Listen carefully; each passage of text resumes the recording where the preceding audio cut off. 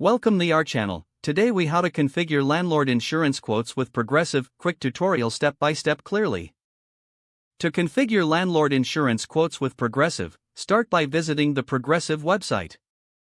Look for the landlord insurance section on the home page. Click on it to access the landlord insurance options.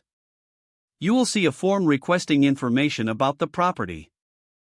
Fill in the specifics such as the property's address and type.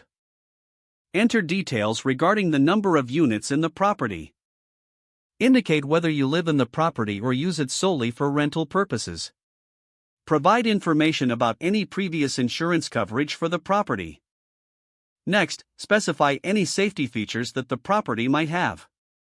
These may include smoke detectors, security systems, or recent renovations.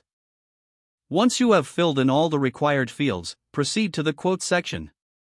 Click on the Get a Quote button to submit your information. Wait a moment while Progressive processes your request. Review the list of insurance quotes generated for you.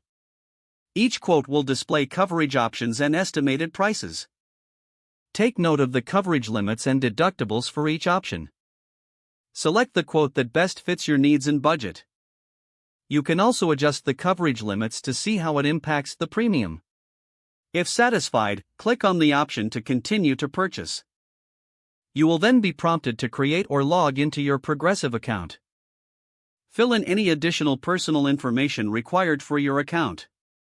Follow the prompts to finalize your landlord insurance purchase. Review all the terms and conditions carefully before confirming. Once confirmed, you will receive your policy documents via email. Keep these documents handy for future reference. And that's how you configure landlord insurance quotes with Progressive. If the page does not load, refresh the browser or try again in a private or incognito window. Make sure you are using the correct email address, then retype it carefully to avoid small typos. Don't forget to like this video and subscribe to our channel for more step-by-step tech guides.